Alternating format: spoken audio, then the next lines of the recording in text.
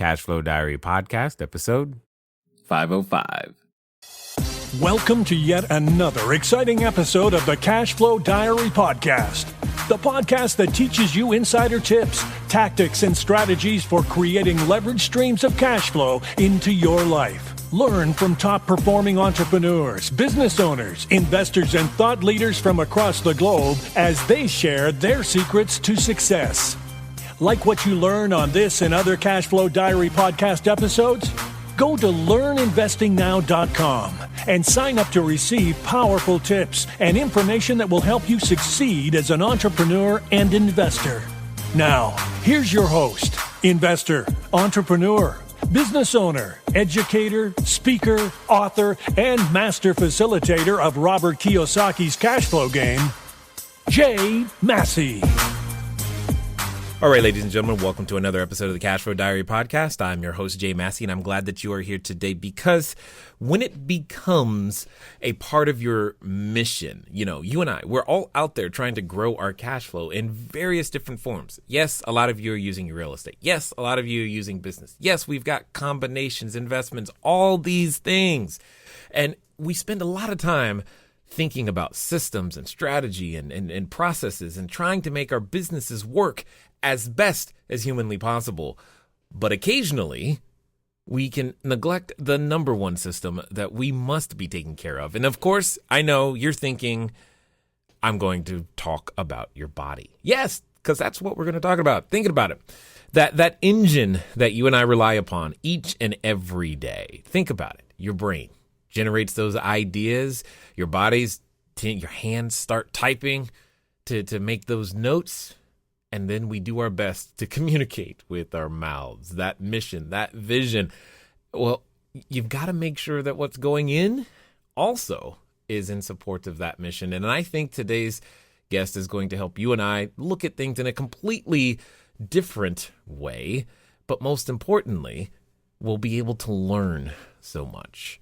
He's got a new book on the way, 31-Day Food Revolution, Heal Your Body, Feel Great, and Transform Your World, which I'm kind of excited about because at the end of the day, I have learned, for myself intentionally that as I continue to try to go from, 7 to 8 figures, what ends up happening is I've got to find better ways to take better care of me in order to make sure that I last to see these goals happen. Now, with that being said, though, what I want you to do is I want you to pay attention to today's guest because he comes from an entrepreneurial family. In fact, I am going to say that you may have visited a store possibly 31 times or more because you have 31 different things or more that you can choose from his store. And some of you are probably catching the hint that I am of what store I might be talking about, but I'll let him share that because I'm kind of excited about it. But most importantly, we will be talking today to John Robbins. He is the co-founder and CEO of the 500,000 member Food Revolution Network. And you have to think about this. What kind of passion are we about to experience if you can dedicate yourself to attract 500,000 people along with you? I think we're going to learn a lot, and I hope you're ready for John Robbins. John, how you doing? I'm great. Thrilled to be with you, and this is fun. Yep. So I have to ask you, this being the first time that you're here, I have to ask you the same question I tend to ask everybody else the first time that they're here. You ready? I'm ready. All right. So I tend to look at today's entrepreneurs a lot like yesterday's superheroes. So, Batman, Robin, Wonder Woman, etc. Because I think entrepreneurs and superheroes have a ton of things in common. Chief among them, as a entrepreneur, occasionally I can envision myself, flying around town, using our products and services, saving our customers one sale at a time. And yes, I may be wearing a cape at that moment. Also, though, like a superhero, an entrepreneur has a beginning. So if you think of, say, Spider-Man for a moment, there was a time where he was just a kid going to school, doing his thing, taking some photos. And then, one day he gets bit by a spider, discovers that he's got a superhuman ability, and then has to choose. Am I going to use this for good or for evil? So my question to you is as follows. Before being the adjunct professor at Chapman University's Peace and Studies Department, before the co-authoring the book, with your dad, before even your new book, before, the Food Revolution Network, before everything everyone knows you about today, what we want to know is, who is Ocean Robbins? Oh my goodness. I think that's the $1,000,000 question. Wouldn't we all like to know who we really are? It is. So I'll tell you, I was born in a log cabin in the middle of the woods to parents who were practicing yoga and meditation for several hours a day, and named their kid Ocean. And they actually almost named me Kale. And I'm really glad, to be honest with you, that they took the conservative route on this one and chose Ocean instead. But the reality is that we ate a lot of kale and a lot of organic whole foods from the garden. And so I started from a real early age learning about food and connecting to it, seeing the seeds get planted and the sprouts grow and turn into the food that we ate. So to me, food isn't just something that comes from the supermarket. It's something that comes from the earth. And as I got a little older, I learned more, and I learned about my family history, which you alluded to. My grandpa founded the Baskin-Robbins ice cream company.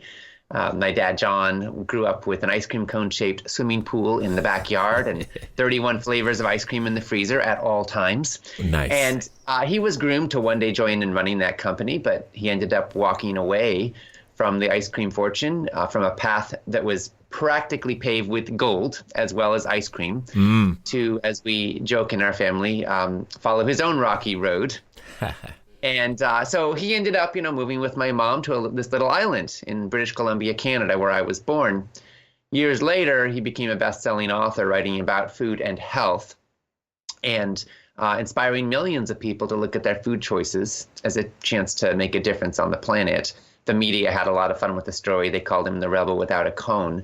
So I was influenced by my family history. And I have to say, I was influenced by my grandpa's business success and the fact that he could accomplish so much. And I was influenced by my dad's success in a very different kind of a way, which is that he believed that some things were more important than money and that health was more important than money. And so he walked away from the chance to have an immense amount of money to pursue health for himself, but also ultimately to stand for a healthier world.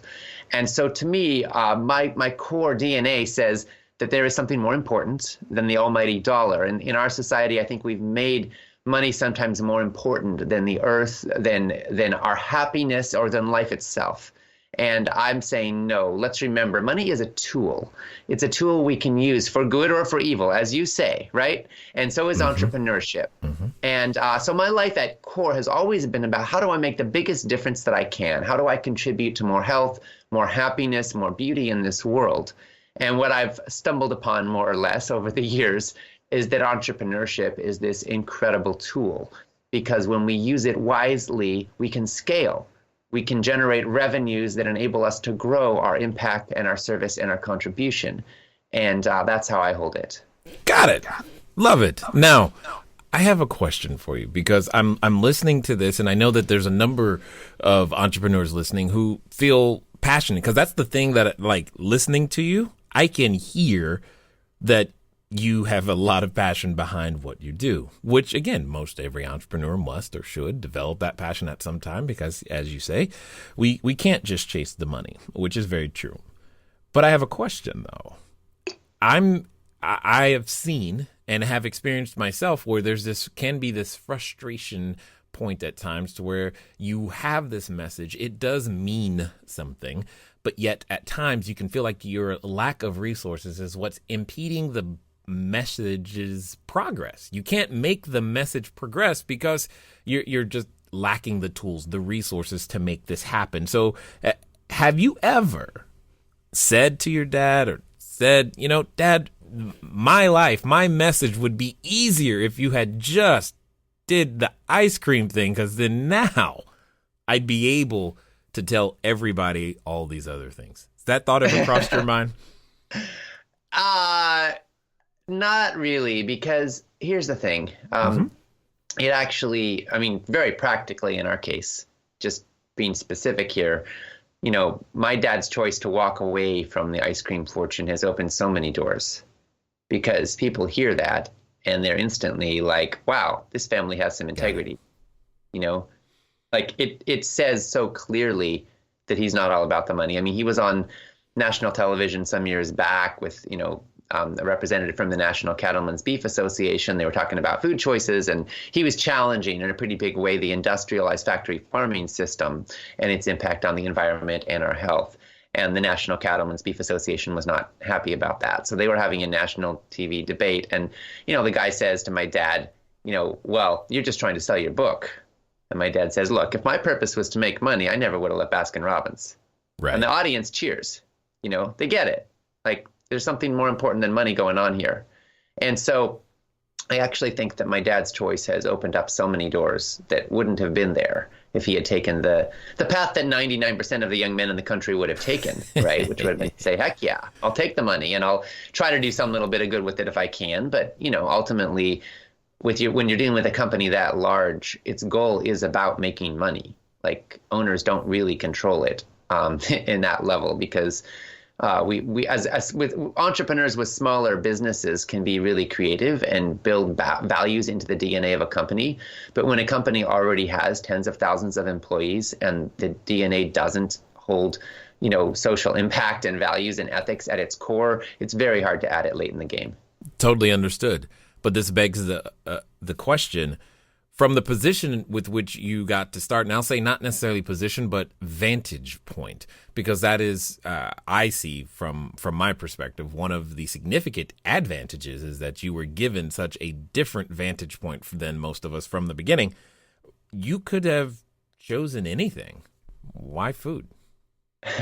I could have. Well, here's the thing. I actually have, worked in a variety of areas. I directed a nonprofit for 20 years that worked with young leaders around the planet, mobilizing them to deepen their root system and to become more effective change agents. And I've worked with leaders in over 65 countries, and more than 650,000 people in person. And as I directed that nonprofit and worked all over the world, here's what I saw. Everybody eats. And what we eat is having this huge impact. And I don't care if you're talking about social justice or human rights or sustainability or poverty. Our food system is having an impact on all of this, not to mention health.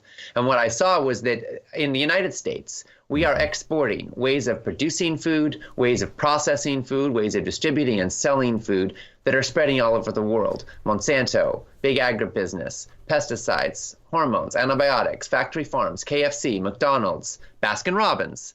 We're spreading this around the world. And as our systems of mechanized, industrialized agriculture and food production are spreading, guess what's happening? Hospitals are filling up. Waistlines are expanding. People are getting sick with diseases they didn't have before. Just a generation ago, in places like China or Japan, diseases like heart disease, cancer, diabetes were rare. Now they're becoming common. Alzheimer's is becoming common. And so as I traveled the globe, I kept seeing that my country was actually at the epicenter of food systems that were, yes, they were bringing taste and texture and cuisine and flavor to a lot of people, which is awesome, but they were also bringing significant costs. And so I realized this is a point of leverage. This is a place where we can make an immense impact. And, as an entrepreneur, I want to be healthy. I want to be vibrant. I want to have a clear mind. I want to have energy that lasts all day long so I can do the work that it takes to get this job done. We all know that entrepreneurs work extra hard, and hopefully we have extra passion, but we also need extra fuel to make that happen. And so I realized that very personally and selfishly, food's a big deal in my life.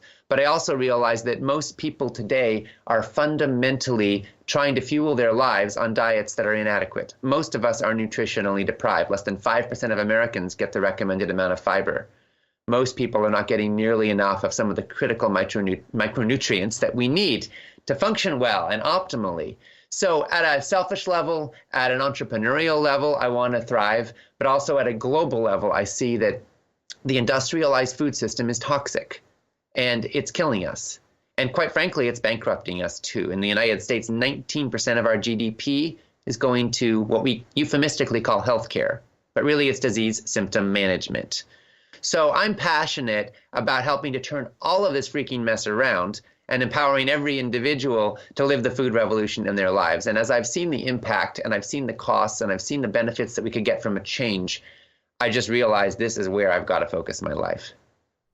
Whew, I love it. See, when you, and I hope everyone is hearing this. This is what it takes to make your business something more than just the place or way for you to eat and provide jobs. And yes, those things happen, but what you're hearing at the core is what you must feel. You may not feel this way about food, but you need to feel this way about whatever it is that you're out there doing. So I'm curious, Ocean, in this process of getting this started, what has been like the obstacle? I mean, how do you just wake up one day and go, you know what? I'm going to change food. And then people say what to you? Good luck. Can I still eat my hamburger? Yeah, right. Exactly. I mean, yeah. So here's the thing, like food's super personal, right? It's very emotional. And sometimes I think that it would be easier to tell people to have sex change operations than to change their diets, you know? Wow. But because we get very attached to what's familiar. And so what I want to get clear out of the gate is I am not about depriving anybody of anything. I don't want to take away what gives you pleasure or what gives you joy. I want you to have more pleasure. And I titled my new book, 31 Day Food Revolution, because I'm trying to say, look, in 31 steps to health can give you more pleasure and more satisfaction, even the 31 flavors of ice cream. And this is all about how you get to have a life you love and a body you love and a body that's trim and fit and vibrant and that gives you energy and mental clarity all day long. This is all about how you can thrive, right? I am not about struggling and fighting to somehow make it through life miserably. I want pleasure. But you know what? The food industry, the junk food industry, has done a really good job of marketing junk and convincing us that that it makes us happy. And there's no question. There's lots of pleasure in certain kinds of sugars and fats and processed foods and fried foods. They can be pleasant, no question about it. But there's not a lot of pleasure in not remembering the names of your loved ones because you have dementia. There's not a lot of pleasure in going through chemotherapy. And what I'm trying to say is that at the end of the day, the standard American diet leads to the standard American diseases. And that's sad. And we can do better. And so when we have true cost accounting, when we look at the real impact of our choices, then we realize in the long run, we're going to get more pleasure from food, loving foods that love us back. Agreed. Now, let me restate and take it from a different direction, though. Most of the time when someone wakes up with an idea of a place where we can make a change, we're like, okay, cool. I can, invent this small widget, or I can develop this kind of service, or they'll take that, an already existing idea and try to morph it into their own thing such that they can go out there, deliver a product or service to the public. What you're talking about is so huge and could take so long. Where does your ability to see this long-term vision and to delay the gratification of seeing progress come from? Hey guys, thanks for listening as always, and I'm glad that you continue to support with each and every download and subscription and share. One of the things that I want to ask you, though, is where are you listening to me from right now? I know some of you, maybe you're on a treadmill, maybe you're washing dishes, maybe you're walking that dog, and some of you are actually in a vehicle driving right now. One of the fun things that you can do, get some of your time back, is begin to living a car-free existence. But even then, it can be a little complicated. So one of the things that I want you to do is I want you to go over to Zipcar. Go to joinzipcar.com/cashflow diary. It's a way that I am able to still go get a car just for a few hours, very, very simply, so that if I have a lot of errands to run and sheets to drop off and running to the short-term rentals, or if I just want to go for a long trip up to LA and back, etc., I can rent a car for a very, very short period of time. And the cool part is I don't even have to pay for any gas. Again, go to joinzipcar.com/cashflow diary. Well, I think that when pain pushes and vision pulls. So a lot of people are motivated to make radical changes in their food choices because they are facing a diagnosis or a crisis. But sometimes by the time that comes, it's too late. My grandpa founded Baskin Robbins with his brother-in-law, Bert Baskin. Bert Baskin was one of the most successful entrepreneurs in American history. He had a family he loved. He had a career he loved. But he ended up dying of heart disease at the age of 54. By the time he was diagnosed, it was too late. His family lost him. My grandpa lost his business partner, and that's actually when he tried to bring my dad into the company, and my dad said no. And that's when my grandpa sold the company. Now, in his early 70s, my grandpa continued along eating the standard American diet plus a double scoop of ice cream. And then in his early 70s, he was diagnosed with serious heart disease and type 2 diabetes and weight issues. And his doctors told him he didn't have long to live. And he ended up, facing, kind of being on death's door. And his doctors said, if you really want to live, you should read this book. And they gave him a copy of my dad's 1987 bestseller, Diet for New America. So my grandpa read it and changed his diet, and he got results, like predictable and dramatic results. He lost 30 pounds he needed to lose. He reversed all of his diabetes and blood and heart disease symptoms and got off of all of the medications he was taking and lived another 19 more vibrant, healthy years. And so we have seen in our family what happens when we follow the status quo, and we've seen what happens when we make a change. And my dad's uncle, Bert, didn't get a second chance. My grandpa did. But I'm definitely letting folks know that we need to recognize that if we go with the status quo, we know where it leads, predictably and consistently. But here's the thing, Jay. The benefits of healthy eating don't take 30 years to materialize. You can feel trimmer, more vibrant, more energetic, more clear, starting very, very quickly. I would say in 31 days or less. In fact, you can reap the benefits because, your body is kind of like a car engine. If you give it the wrong kind of fuel, it can still drive, but not as well. And then in the long run, you get breakdown. Things fall apart if you're giving it the wrong kind of fuel. But in the short run, your performance is optimized with optimal fuel. And so you can really feel the benefits very quickly. Well, and you're actually touching on exactly where I was headed. I was like, but in today's day and age, I mean, between, being able to listen to the United States presidents simply by checking in on Twitter, we've come to expect such an immediate response, cause and effect reaction to nearly everything, not just communication, but yes, delivery of food. I mean, you don't even have to leave your house now. It literally shows up. You can order it from an app. How I'm just in my head. It's like, it's so countercultural, counter the changes. I mean, I can't necessarily, or maybe I can, maybe I don't know what I don't know. I know that if I want something to eat, whether we call it actual food or whether it's nutritional or not, I know that I can go on an app and have it in a very short period of time.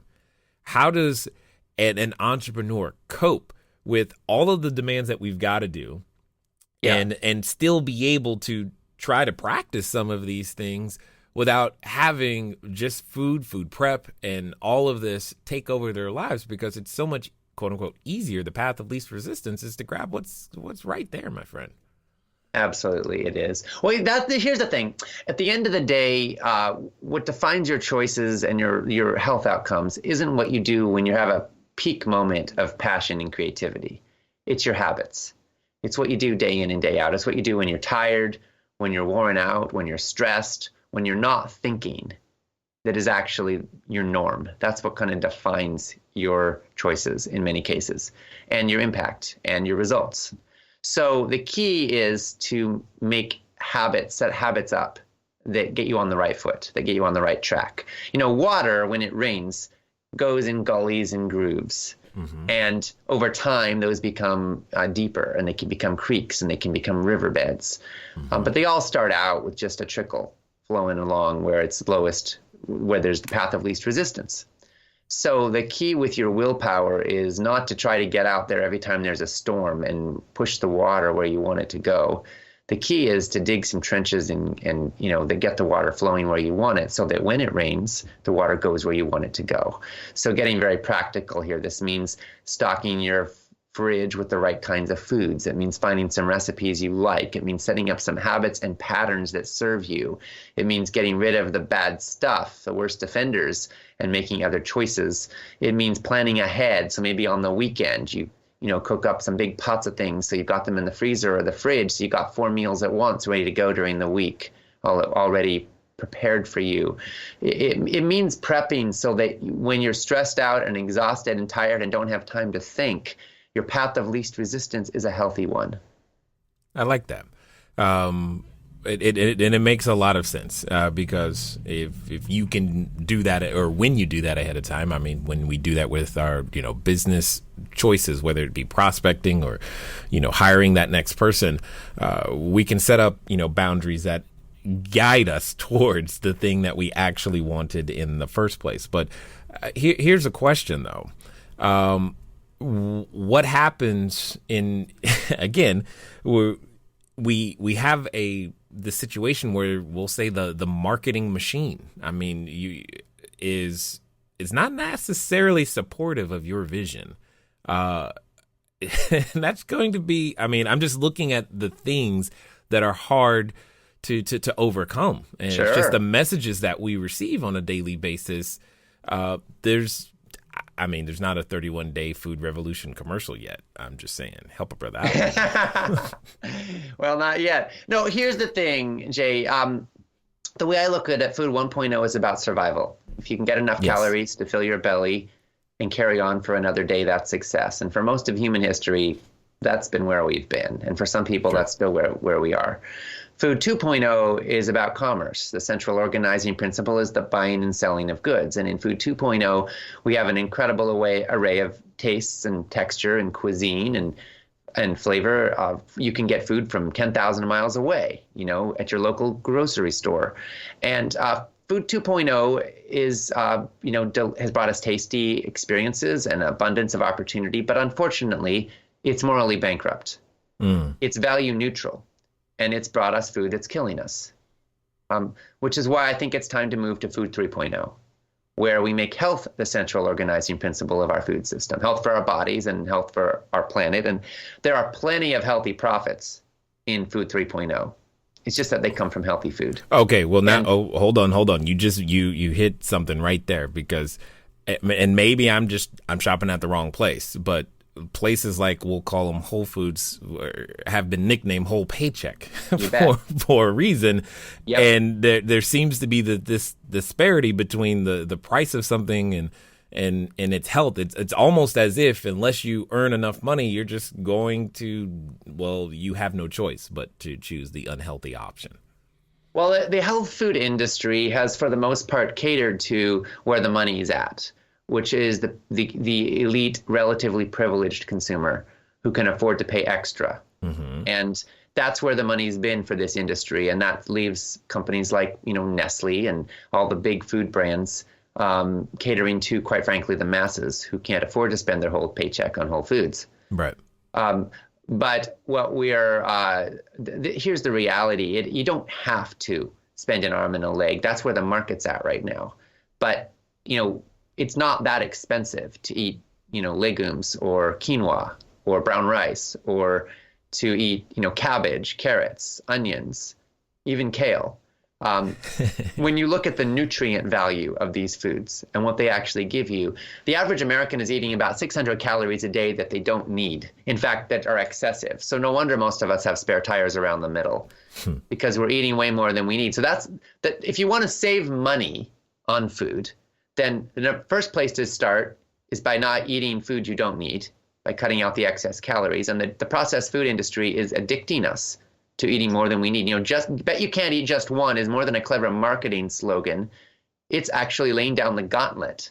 It's declaring very directly what the interests are of the processed food industry, which is to hook us on a lifetime of addiction to their products. Now, some of us like the feeling of being addicted because it's pleasurable. We love the feeling of satiation. But like a drug, it gives short-term pleasure, and there's a long-term cost. So cutting out those 600 excess calories a day is a great way to save some money. Number two, we can stop eating the hyper-processed foods. We actually pay extra for some amounts of hyper-processing. If you're trying to save money, you probably want to eat out at restaurants less because you pay a real premium for folks to do it for you. And then you want to plan ahead and base your life around the whole staples. Now, here's the thing. Obviously, people hear about legumes and cabbage and carrots and onions and quinoa, and they're like, well, that sounds very nice, but boy, is that boring, And so you've got to learn how to, number one, change your taste buds to cultivate an enjoyment of real, healthy, wholesome food, but also learn how to prepare it in ways that you like. And I think one of the greatest hidden missing ingredients in the American diet style is spices.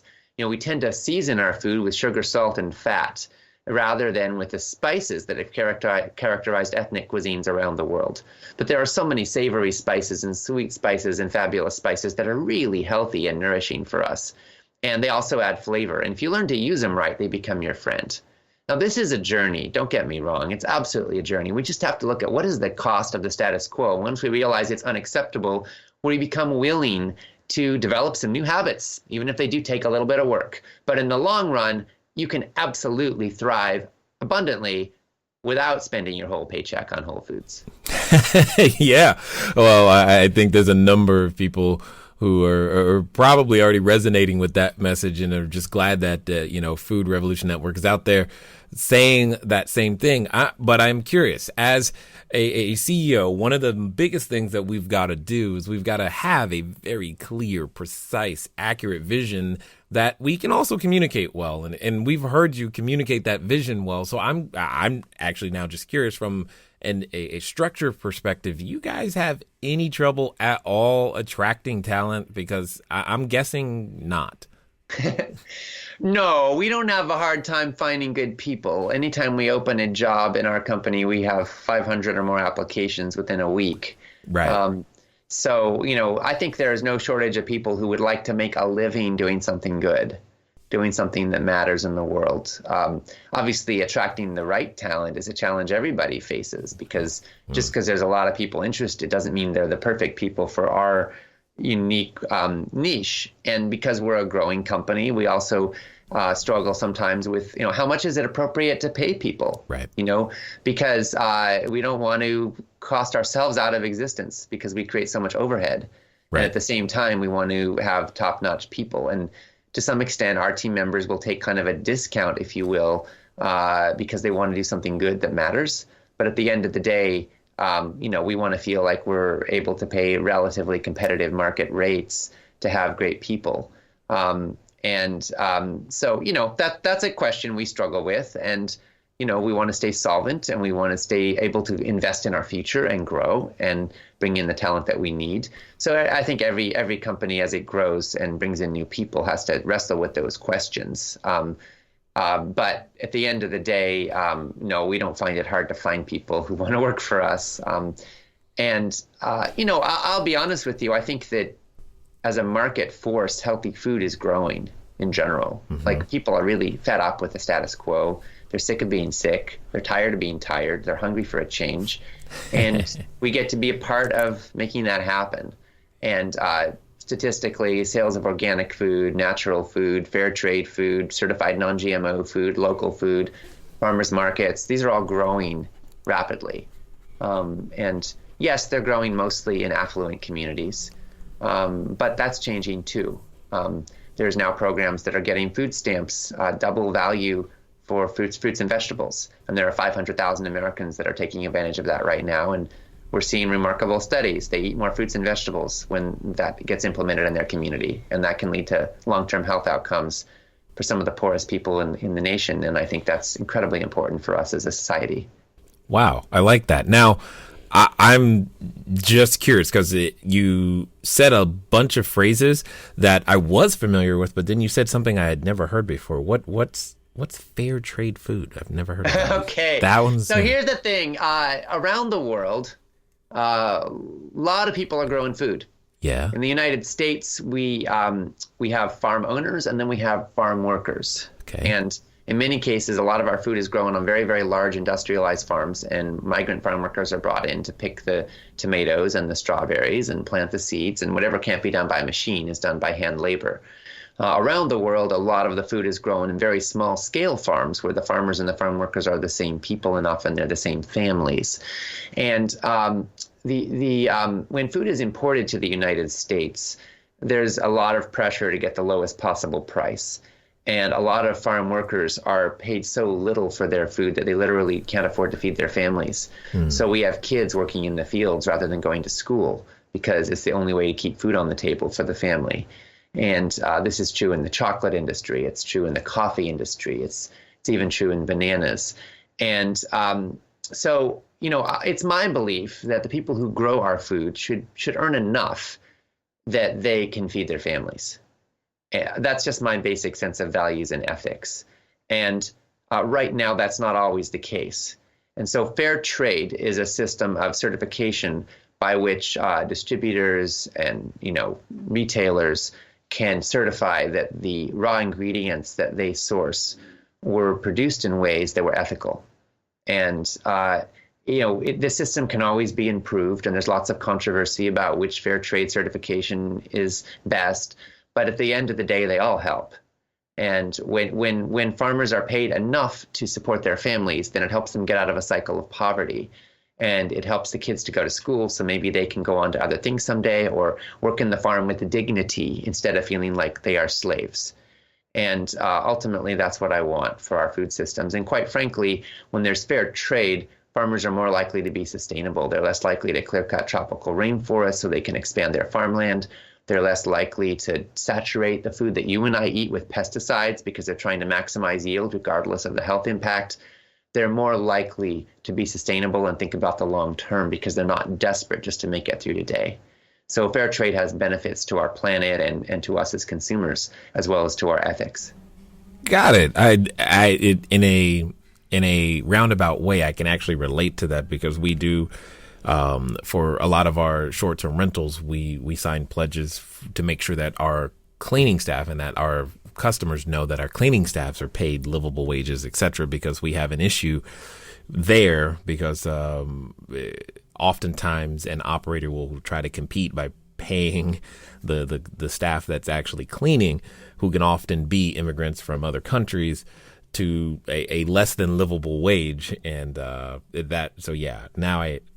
makes sense to me for that reason, and I get it, so 100%. But I still have a fundamental question, because again, I just relate to the world differently, or at least my business it's really clear for me to understand, how we can measure what we need to improve. And so I'm curious, from your perspective as an organization, what are those key performance metrics that you guys can rely upon to go, okay, we're doing well, or we made progress this quarter, or does it even work that way for you guys? Well, to a certain extent, our revenues are all tied to impact and contribution, because every single product we sell is providing education and information to empower people with their health and their food choices and their lifestyle. So for us, we can certainly look at that as one measure of effectiveness. And quite frankly, the way we've built our business model is that we never want to do a hard sell. We never want to sell with manipulation or scare tactics. We want to stand for what's possible. And what we've been discovering, we do a lot of split testing, and we've been discovering that positive messaging about what's possible is actually outperforming negative. So for example, just focus on, if you eat junk food, you're going to die. That's why you need us to save you. Is not as effective as your body was meant to thrive. It was exquisitely designed to function perfectly and to work beautifully, and you just have to feed it the right food. So what is the right food? Well, let's find out. That is more effective, right? And I'm being extreme here, but the point is that most copywriting experts have always told us that we need to push the pain points. We need to focus on the suffering people are feeling in order to give them then a doorway out. And what we're finding is, we need to indict the status quo. We need to call it like it is. We live in a toxic food culture. There's no holding back from that reality. But Our core focus is on what's possible, on what the vision. And we're finding that that's really effective, and it kind of contradicts conventional wisdom on copy and marketing. So I don't know if other sectors and industries are like ours, but we're finding that we're developing a brand that focuses on possibility and on health rather than on fighting disease. And my suggestion is that that for every business owner to look at what is your vision, what is your big why, what is your yes, what is your stand, what are you working towards, and as much as possible try to bring congruency with that and focus on that. What is your service? What gap are you filling? What niche are you responding to? And for us, our revenues are tied to that. And if we are effective in our marketing, and we're effective in our copy, and we're effective in the value we're adding, then people are going to like it and want more. And that's going to be good for our so-called bottom line.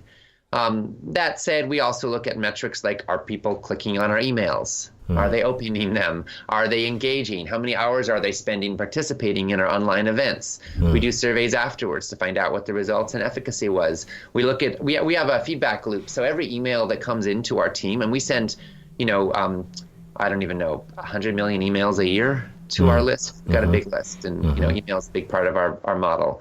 And people write back, obviously, frequently, and we respond to all of the messages that come back, and we track it, and we look at positive and negative feedback in response to different things we send out, and we analyze that. So we're always having a feedback loop of how are people responding, and then we do surveys as well.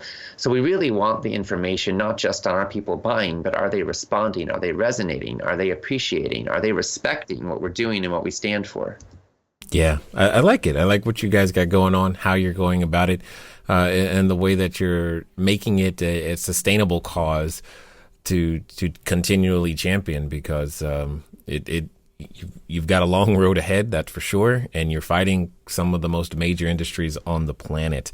As we, I know there's a number of people who have listened this far, and they probably want to find out more about what you guys got going on, figure out what you're up to. What's going to be the best way for them to find out more and follow up? So the number one thing is go get 31 Day Food Revolution from your local store, or you can buy it online as well. This is my passion. This is my stake in the ground to get this message out to the masses. 31 Day Food Revolution captures the simple steps you can take. It looks at how you can detoxify your life and your body. It looks at how you can nourish and give your cells the nutrients they need to thrive. It looks at how you can gather your community and your tribe so that you can have the support systems in place for healthy food when it's easy and when it's tough. And it looks at how you can be a part of the food revolution and transform our world, because ultimately we need to put our own oxygen mask on first before helping others, but we also need to save the freaking plane. So 31 Day Food Revolution is my core message distilled into writing and put into simple, bite-sized, actionable steps you can implement starting immediately to get results. So that's the biggest thing I want to say is I wrote this to share it with you and for you to share it with your friends. So take advantage of it. And then as well, you can certainly go to foodrevolution.org, join our website, sign up for our email list, check out our blog. And at the end of the day, you know what? You are a food revolutionary when you decide that you are. When you decide that you're going to say no to the status quo and start standing for something else and building momentum in a positive and healthy direction. So every time you choose real food over processed junk, every time you say no to more sugars and bottled oils and processed flours and animal products from factory farms, and every time you say yes to real whole plant foods, you are part of it. So just know, I thank you, I celebrate you, I cheer you on, I stand with you, and I'm here to support you. Love it. Now, as we wind down, I've got a final question for you that I think will be interesting to hear your perspective on. Because there's a number of individuals who are at various stages that are listening, and one of those individuals is like they're standing in what I like to call the superhero outfit store. They're like, yeah, I'm going to go do this thing. I got my cause too. Ocean's not the only one. I'm going to make something happen too. And they've gathered some inspiration from listening. And in fact, they're ready to go make it happen. They're standing at what I like to call the precipice of decision. And like I know, Ocean, that there are times where we reach these moments of decision where when we get there, we also have a companion, and that companion comes in the form of a voice. And it's a voice that often reminds us of, well, how it won't work, and who are you, and what on earth do you think you're doing, and why are you trying to go up against these big guys? Don't you just go get a job? I mean, all of those things. And for some people, they're actually related to that voice. So my question to you is as follows. Let's pretend that this time they're going to do something different. They're going to go out there, they're going to make it happen, and they're going to follow through. They're going to do exactly what you say, and they're going to do so in the next 24 to 48 hours. So, that being the case, what should they do? Well, I think that, number one, we can't make the perfect into the enemy of the good. So don't try to do everything at once. Commit to do something. So when it comes to food, look at your life, look at where your food choices are and are not in integrity with your values, with what you really want for your life.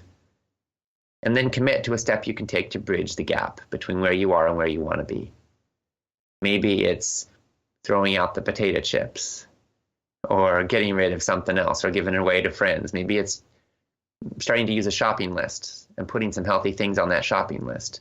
Maybe it's finding one recipe for something healthy that you can make for breakfast, and you make it the night before so it's ready to go in the morning when you need it, and you can just pop out to work. Maybe it's starting to bring your own lunch, or maybe bringing your own lunch tomorrow. Maybe it's calling up a friend and asking if you can pool meal preparation. Like, hey, I'll make lunch for you tomorrow, you make lunch for me the next day. You know, whatever it is, think of a step you can take, an action you can take that will get you momentum in a positive direction. And then do it. And then keep going and keep building from there. Because it isn't about some new diet fad. It's about creating the habits and the conditions that set you up for success. And that's one step at a time. Well Take said. a step. I love that. That has to be like the perfect transition for almost anyone and everyone listening. And I definitely appreciate, again, when you're brave enough to champion a cause, entrepreneurs that are, like Ocean, when you're out there and you're doing it, sir, I love that. And you're putting your time, the most valuable thing that you've got, behind it to make that happen. I think it's great, as even more so when you're the quote unquote underdog, not the popular kid in class, because you're preaching a message that, like you said, a lot of people don't want to hear it, but that doesn't mean it's not true or it's not worthwhile. And I just want to be the first to say thanks for taking the time to share your knowledge, your wisdom, and insight here with us today at the Cashflow Diary. My privilege, Jay. Thank you for all that you do to empower entrepreneurs and help us create positive impact in the world. And I hope that everyone listening, thank you for your time and your attention, and for your partnership in this food revolution. Remember, check out 31 Day Food Revolution, available wherever good books are sold, or at 31dayfoodrevolution.com. I wrote this book for you. All right, ladies and gentlemen, you know what time it is. It's time for you to move at the speed of instruction. What does that mean today? Well, honestly, I think you know what it means. I think you know that, yes, the book is a part of your future, but you also know the more important thing, and I love the way that he said it. Don't let the perfect be the enemy. Don't let it. Don't wait until it's perfect. Just take one very simple step. Commit to that bridge step. I think that was genius. Hopefully you were listening and you took some of the ideas, not only for yourself, but also how you'll be able to use them in your own business. Ladies and gentlemen, you just listened to gold. So now it's your chance to go refine it, make it your own, and use it as well. It's been fun talking to you guys today. I look forward to talking to you soon. Until next time.